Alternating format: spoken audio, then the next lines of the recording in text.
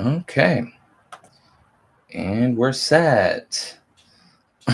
Okay, I've got a couple of people online. As Fisher 1993, what's up? Like in the beloved commercial, what's up?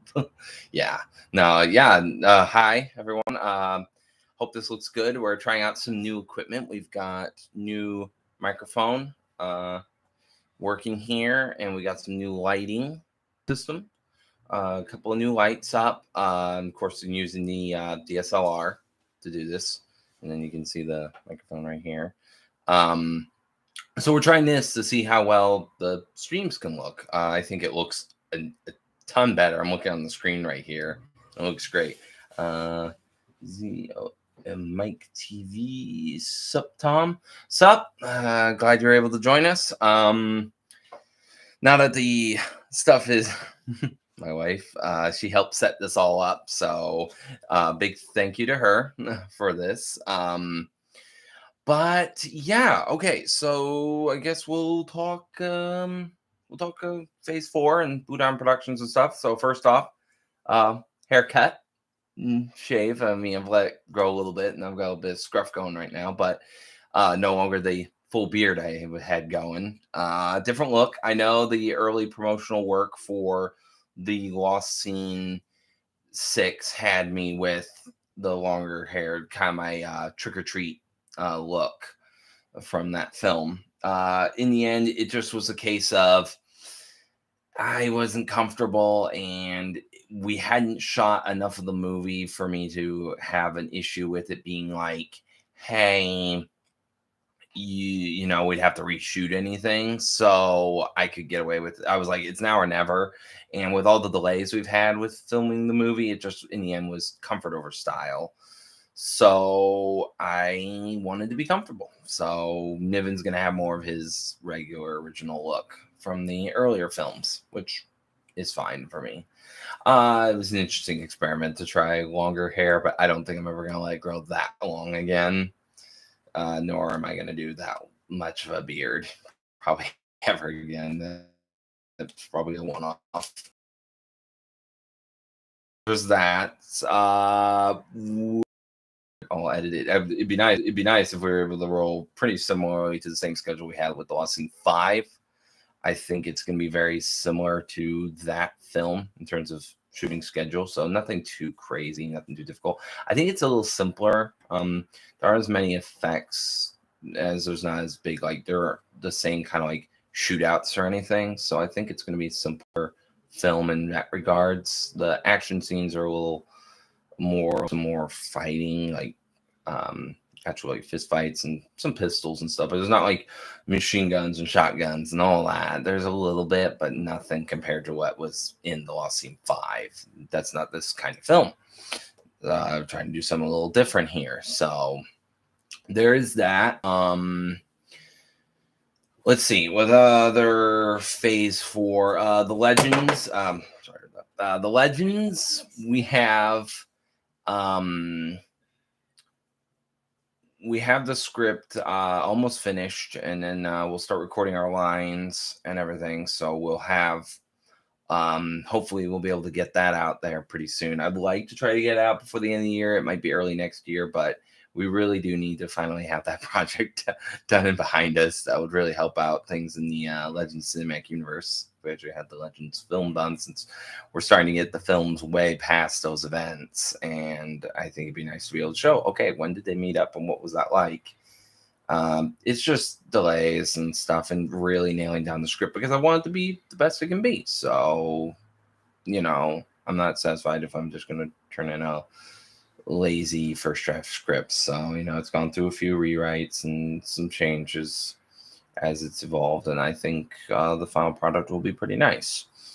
After that, we got Rogues Gallery and Indiana Jones. Those two productions are going to be done pretty close together because they're both set in a similar time period. So I think filming those pretty close together will work pretty well because we'll have a lot of the props and everything we need for that all together, because Indiana Jones is set in 1937, and then Rogue's Gallery is set in 1946. So it's pretty similar time period. A lot of the same prop weapons and stuff will be used. Just got to get the scripts finished for both of those. Those will be being worked on in early 2023. The only other project I have then after that that's planned out schedule wise is doing Project Polybius season 1. Trying to get that whole series. I've come up with most of how the series is going to flow. I want to make sure I have the full series kind of mapped out before jumping into it, because too many shows, they just figure out like 1 or 2 seasons and then they don't really have a plan. I mean, I even am guilty of that. That's what we did with The Survivor. I had an idea and I kind of threw it out there. People liked it. Then I had to figure out where it was going to go from there. And then that kind of, I started to get a story all figured out, but it took a minute. And I think it could have been nice if we had planned out a little bit more ahead of time where it was going to go. And I think Project Polybius will benefit from having a lot more planned out. I do have, in total, the plan is 5 seasons if it can go that far. If it can't, it can't. But the plan is 5 seasons, 10 episodes each, 50 episodes in total. Each season has a major villain. Then, of course, we get to the final season, we get to the final boss who's been kind of pulling all the strings, So, kind of going into the horror suspense theater with that, which is going to be something new and different for us, but I think it'll be a lot of fun, especially considering it's just going to be, it's really just, it's an homage and a real recognition to like a lot of the good stories that have come about on the internet, like creepypastas and that sort of thing, and internet series that deal with strange and bizarre occurrences and stuff. I think, yeah, it's just a love letter to that sort of thing, and just being like, hey, what if all this existed in the same universe, or at least parallel universes close to enough to each other that they could interact. But the story is still being fleshed out, and we hope to at least get the first season going around the time of this time next year. To really have that going. As Fisher 1993 says, I think it's a unique concept. I dig it. Yep. Things. What to expect. If any of you know anything about the series, The Backrooms, that will definitely be playing effect in that. Backrooms. Let's see. I'm trying not to spoil too much with the ideas, but Backrooms. You'll get Local 58 references, Project Gemini. Godzilla NES creepypasta, Ben Drowned, those sorts of Majora's Mask creepypasta, those sorts of things will be referenced and stuff. So I think it'll be a fun little project. I'm still trying to figure out what style it's going to be shot in, whether it's going to be regular narrative style filmmaking, or if we're going to do like found footage, or do kind of a hybrid between the two, because it might help to do some found footage style to be able to help with some of the more difficult shots that would require a lot more. It'd be easier to mask like VisFX shots if we're doing it in like found footage style. So some of the events might be done like as like body cams of some of the characters who go into these strange worlds, while some of the scenes might be played out more traditional styles. Not sure yet, because I'm thinking about taking maybe more the approach of what we did with The Survivor Tomorrow's War approach, where it kind of was doing kind of the hybrid nature, where we were seeing Sam with the camera pointing it around, and then seeing him outside of the camera. And I thought that was an interesting approach. Speaking on that, I haven't officially canceled The Survivor Tomorrow's War, though if Project Polybius is able to move forward and is successful like we want it to be, it probably means that series will need to be canceled and considered non-canon within The Survivor. More or less being looked at as just a test run for future projects, and showing what The Survivor could have looked like if we had made it 10 years after when we actually made it. It might just kind of remain in that kind of as an experiment. Not sure. I haven't officially canceled it yet, but its state is kind of in limbo right now. Um, let's see. What else is there? Those are the major films. Guess now talk about the film rankings. Let me pull this up. So there's been a bit of a change up within the Blue Diamond film rankings. The At least the YouTube votes. The IMDb ones are still the same, but that one's a little different. So that's why I consider them two different ranks because, well, the YouTube ones I'm only able to give people 5 options. You've got A, B, C, D, or F, and then in of course IMDb you've got 10-star rating. So the ratings are always going to come out a little differently. But according to the YouTube ones, Striking has now passed The Lost Scene 3 Covert Operations as the number 1 ranked film. Covert Operations went down a bit. Someone else apparently gave it another B vote. So it brought it slightly down. So Striking now sits at the top at 4.93 out of 5, being, of course, the max. So that's pretty close to being a perfect score. So Covert Operations is now second. Pain of Regret is in third with 4.80. Lost Scene 5 Retribution is in fourth at 4.65. Martial Law Reconciliation is in fifth at 4.60. Those are the top 5. Real Business is in sixth, but I'll be posting up a full list of all the change ups in the ranks as I see them. But there has been some change ups here and there. Big ones, Reflection of the Soul is now in 9th. And Shadow Revenge is now like 1 point. So Reflection of the Soul is at 4.34 and Shadow Revenge is at 4.33. Like neck and neck with each other like all the time. And now they're literally in 9th and 10th in this ranking, which is surprising to me that they've gotten like that much love. Trick or Treat, I mean, one of our newer films, it's in 17th with 4.13. I mean, considering the simple nature of the concept, it's right behind the General's Requiem, which is funny because they're very similar projects. They're supposed to mirror each other in a lot of ways. Polovich didn't do as hot. It's at 3.89. That one didn't resonate with people as much. There's only 4 films that are actually ranked lower than The Price of Loyalty, which is great because The Price of Loyalty being our first film, I think should be near the bottom, like at the bottom. But there's only Calm Before the Storm. Choice is the class version project that we did. Book by Its Cover and Flower are the only ones that are at right below it. So that's pretty good. Most of the films that are near the bottom, I think the ranking is very accurate to where we're at. Like I said though, like IMDb, it's a little different. Let me pull up the IMDb ones. Like the IMDb ones, of course, only 25 out of the 41 projects we've done are on there. And of course, The Survivor, it ranks the whole series rather than seasons 1 and 2 separately. So technically, I guess 26 projects are up there, but 1 is combined. And in that one, The Pain of Regret is at 9.5 out of 10, which is really good. Really good score. The Pain of Regret's number 1. Real Business is number 2 at 9.0. And James Bond Fan Films of Forever is in third at 9.0.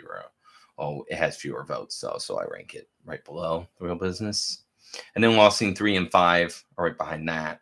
And Chess is pretty high up there, which is not as high on the YouTube ranking, but it's pretty high up on IMDb's ranking. And then Martial Law Reconciliation. So a lot of the similar ones.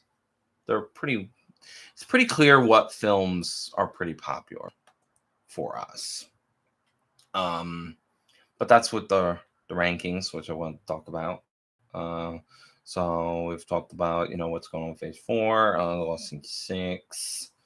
Lost Scene 6, other things I can really say with that is just, it is weird to finally be here, to be at the end of this series, considering 2011 is when it started, at the beginning of 2011. So, by the time the film's finished and, I'm kind of reflecting on it, next thing you know, it'll be February 2023, and it'll be like, 12 years later, and knowing the series is done, which is an average of about two films, a film every 2 years. But of course, there were some that were filmed back to back and stuff like that, and there were some large gaps in between, like 3 and 4. There's a 6-year gap between filming 3 and 4. So yeah, it's fun to finally come to the end of this journey that we started, and I never would have guessed it would have been here. But to be honest, though, not Retribution, Redemption. Sorry, Lost in Six Redemption.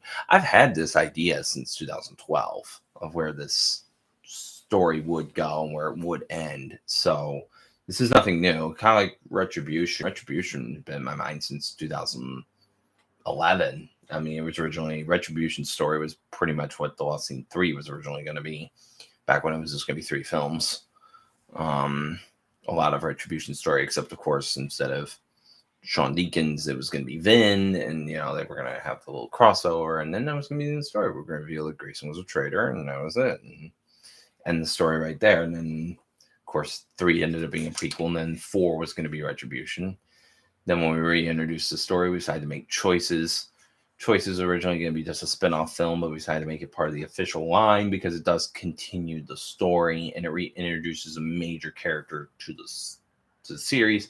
So I decided to make it a number entry into the series. So I made Retribution 5.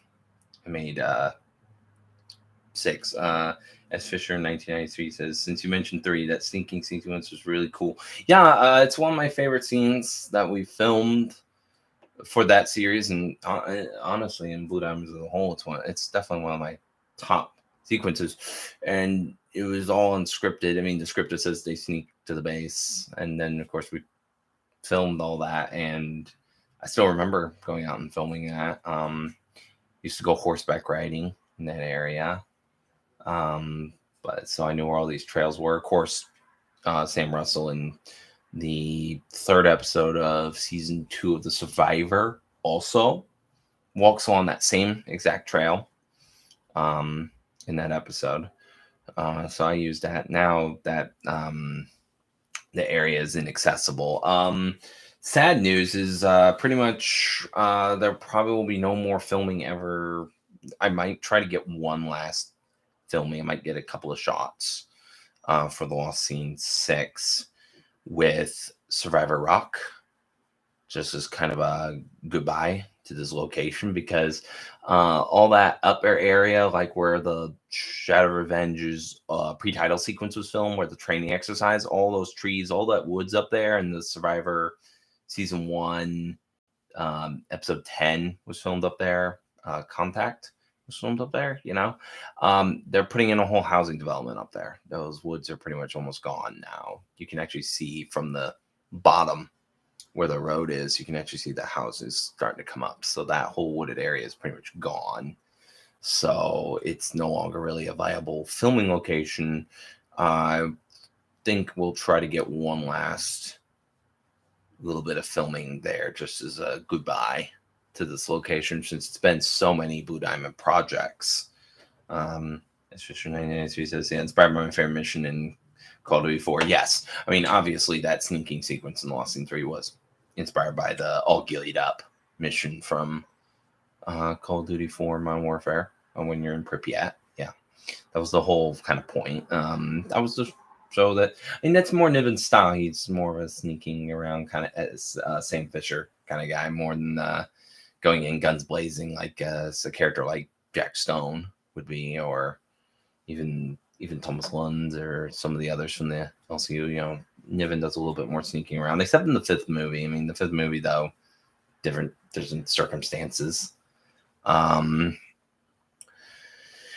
yeah, so we're going to try to film there just because that location, I mean, it's been there since our 2nd movie. We filmed there. First time we ever filmed there was in 2008. So, 14 years later to finish filming there, and it'll be around the same time of the year too, November. I think it was November 2008 we filmed out there. That was the first time we ever filmed out there. It's changed, and 14 years. And yeah, it's kind of sad that this is going to be like the last time we film out there. It's been a nice little secluded spot, perfect for filming. But yeah, just things change, everything develops. I mean, the amount that this, Columbia, Missouri has changed in the 15 years we've been filming. Um, that's the other thing. I really can't believe we're already here at 15 years. Around this time we've been finishing up production. We've been gearing up, trying to finish up production of Price of Loyalty. I think we were filming mostly just like the battle sequence shots at this point when we were filming, because I think we finished in November. I can't remember exactly when we finished, and we did a few shots in February or March of the next year, and then mostly 2008 was just post-production work. So I'm not sure exactly where we were, but that was 15 years ago. A lot of those shots, it's kind of crazy to think about. I was 17. I've almost been making films half my life. That's kind of weird to think about. But we've gone through all the different phases. Phase 4, I don't know if there will ever be a phase 5. Obviously, the phases have been gone through because of changes in production stuff. The film releases, and of course that's where they fit in the phases, is when they were released. They aren't always reflective of when they were filmed, especially when it comes to martial law, because like Martial Law 1 was filmed in between The Survivor season 2 and Reflection of the Soul, but it didn't come out until 2015. Martial Law 2 was filmed right after Reflection of the Soul. In fact, like I've mentioned several times, there's that picture of Patrick and Chelsea talking when they were being Evan Moneypenny, but the shot is not them talking about filming Reflection of the Soul. It's actually them talking about gearing up to start filming Martial Law 2, Insurrection. And then so that was filmed, and then Voyage of the Undead, of course, was filmed after that. And Voyage of the Undead came out before Reflection of the Soul. So technically Voyage of the Undead was the last film filmed for phase 1. But Reflection of the Soul came out afterwards, so it technically is the final film. And then Martial Law Reconciliation, the third film, was filmed in between The Survivor War's End and some of my class projects, like the cool, the classy, the cool, and the casual, and One Good Deed, and The Pain of Regret were all filmed while Martial Law 3 was being filmed around the same time. But of course, doesn't come out until, Martial Law 3 didn't come out until 2018, but all these other films that were filmed were actually filmed after it. So it's kind of, so the order is more of just what was going on at the time, that, the change ups we had with filming. I'm planning on writing a whole article and showing kind of the list of the timeline of the actual filming of the movies compared to when they were released. I plan on showing that on the Blue Diamond website, which I need to change up the link. The link is messed up on the YouTube page. I need to fix that because it got changed when we changed the name from Blue Diamond Filmmakers back to Blue Diamond Productions. So I need to fix that, and I'm trying to update that website so it gives good little blogs and stuff. And of course, I thank you all for checking out the community page on the YouTube channel. That helps us out a lot, and the Facebook page. Just trying to keep the media side going. Outside of that, I think that's pretty much most of the updates. My other channels, Editing Sith Lord, there really isn't a whole lot going on that channel. I need to check in on and see how the comments are going.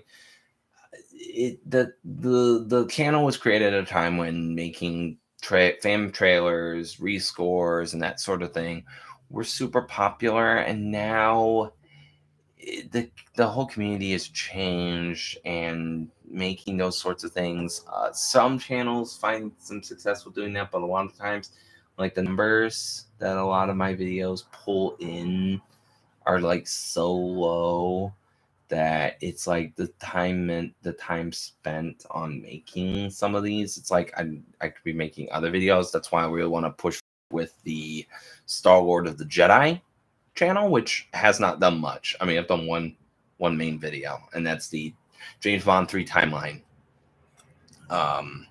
video. But I need to start growing that channel more. So I think Sith Lord, it'll still be around, but it's not really going to be doing as much. There might be a video occasionally pop up here and there, but for the most part, it's just kind of sitting there as just a monument to the past of YouTube. So that's the news on the other channels. Like I said, I have ideas, some really cool ideas for the Star Wars of the Jedi channel. I don't want to talk about too many of them. Of course, the main one being the first one I really want to launch on is the Godzilla 1998 one, an actual positive review of the film, because it's the film that made me a Godzilla fan. So, I definitely want to get further into working on that channel. And of course, eventually getting that channel to where I can have an audience and do live streams there too, and just talk about movies and stuff and do more of what YouTube has become now, reviewing movies and that sort of stuff. So there's that channel. Of course, you can check out, I've got a link to it on here on the Blue Diamond Director channel. So we got the movies going. We got, the Sith Lord channel is still there. And of course, the Legends Cinematic Universe channel has a channel. We don't do a whole lot with it, but, obviously that's where the Legends is going to be posted and stuff. So we'll have that. And of course, we'll all post links on our own channels to help promote the film. But it's probably going to be most likely upload onto that channel. So we have that channel. Of course, like I said, all the channels are linked on my homepage. So just look under the featured channels. Outside of that, last bit of news, I'm doing more research again on James Bond fan films. Obviously, I've become kind of a chronicler of James Bond fan films. Ever since the documentary, which came out 4 years ago now. Yeah, 4 years ago. James Bond fan films are forever. Found out the very first fan film, The Second Chuck Kills, which was made in 1972. A version of it is uploaded onto YouTube now. I think they've added some things, later on. Moonraker did a similar. Moonraker 78, of course, did a similar thing because they weren't able to finish all the effect shots, so they kind of went back later on and kind of remastered it. I think it's a similar situation. But I mean, filmed on 8mm film. I mean, these guys, were making the fan film before Roger Moore was even James Bond. I mean, when I think about that, only Connery and Lazenby have been Bond by that point. So that's up. I've got it on the playlist, the chronological James Bond fan film playlist, which is on my channel. I put it at the front, obviously, since it's the first one. I need to do more research to add more films to it and figure things, see how much the landscape of fan films has changed in the last 4 years, because I haven't done as much research as I would like, but, fan films have kind of slowed down quite a bit of James Bond. They were a lot more popular back in the early 2010s and late 2000s, I guess, as well. So it's kind of slowed down a little bit. So, but I do want to see what people have been able to create and come up with in the last 4 years. So there'll be more research. So keep checking out that playlist because I'll keep adding films. And there's a Facebook page or group. I think it's attached in the documentary, on the description of the documentary. I think the page is linked. And Sister 1993 says, the same reason I don't do trailers anymore. It's fun while it lasted, though. Yeah, I mean, it just comes down to, do you want to spend time working on the film? I mean, on the trailers, do you want to spend time doing that when you could be doing other things? And, time is, of course, the biggest thing. The biggest challenge right now with Phase 4 of Blue Diamond is people and time. It's the biggest challenge we've had. That's why our films, I'd say since 2017, have really slowed down. The last 5 years have been a lot harder because I've had a lot less time myself. Although finally, I think with stuff with my job and stuff, I've been really got more time, got a better schedule, so I have more time to actually work on these films. and just people, they move on. A lot of people are retired from making films with us, or they've moved on, they've moved away. So it gets harder. It gets a lot harder to make anymore these type of films, but we keep pushing forward. It's just another challenge we have to overcome, and we've overcome many challenges over the years. So I'm very proud of everyone. That's pretty much it. That's all the updates. If you guys have any questions, go ahead, start launching them out there. If no one has any questions, we'll be ending this live stream pretty soon here. Like I said, this was mostly just to get updates and to check out the new system. I think it looks pretty good. Everything I'm seeing here on the screen looks great. I think this will work great for live streaming from here on out. Good lighting system, good microphone, and using DSLR camera, I think it makes everything looks a lot better than when I was using just my laptop to do it all. So I think this can work good, and I'd love to be able to do this live streaming type of stuff with my other channel. I definitely want to talk about a lot of things. There's a lot of shows and movies and stuff that have come out. I'm like, if I could just get my other channel going, I could be starting to review these sorts of things and talking about them, and trying to give fair reviews. And also, of course, I want to be one of those reviewers who definitely says, I have these issues with this thing, or I like this thing. If you like or don't like it, that's fine. That's perfectly fine. I don't want to be one of those who just goes, you're stupid or anything like that. No. That's not me. There's no point in that. Everyone's entitled to their own opinion. Everyone has their own tastes. So, but just to give out my own opinions. Since I've been so big into movies for a while, I kind of want to talk about it. It'd be just a fun channel to do. I built the channel, and then I got busy all of a sudden. Right when I was about to start getting it going, it just was like, oh, I got all these other things I need to take care of. So, hope to build up that channel more. It seems we do not have any questions. So for the few of you who have been on here live, thank you for tuning in. Appreciate it. And for those of you who watch this, feel free to ask questions in the comment section. I will answer them. I'll just reply to them in the comment section. So if you check out this live stream, then yeah, definitely shoot me a question. Let us know. And hope to see you all again sometime here in the future. Hopefully with official, with actual major footage from the movie trailer for The Lost Scene 6 Redemption. So until then, everyone take care. And this is